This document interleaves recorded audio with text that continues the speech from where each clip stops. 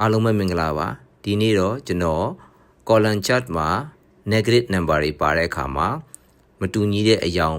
automatic ဖြစ်ပေါ်လာအောင်ဘယ်လိုထည့်လဲဆိုတာလေးကိုပြောပြပေးပါမယ်ဒီလို negative number တွေပါလာတဲ့ column chart တွေမှာကျွန်တော်တို့မတူညီတဲ့အယောင်တွေကိုပြောင်းညင်နေဆိုရင် manually format ထဲမှာဝင်ပြီးတော့တစ်ခုချင်းစီကို select ပေးပြီးကျွန်တော်တို့အယောင်တွေပြောင်းလို့ရပါတယ်ဒါပေမဲ့အဲ့ဒါလိုအယောင်ပြောင်းတစ်ခုချင်းစီရွေးပြီးပြောင်းထားတဲ့အယောင်တွေကို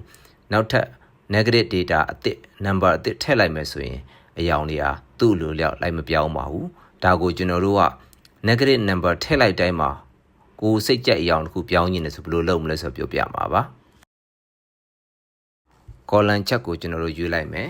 ပြီးရင် format ကိုဖွင့်ပြီးတော့ fail လုပ်တဲ့နေရာလေးမှာ revert if negative ဆိုတာလေးရွေးပေးလိုက်ပါ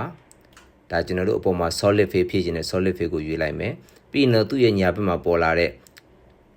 ပထမအကွက်မှာ positive number ဒုတိယအကွက်မှာ negative number အတွက် color လေးရွေးပေးလိုက်ရင်ရသွားပါပြီဒါဆိုရင်ကျွန်တော်တို့ number တွေကို negative လိုက်ချိန်ကြည့်လိုက်ပါဒါဆိုရင်အလိုလျောက်ပြောင်းသွားတာကိုတွေ့ရမှာပါ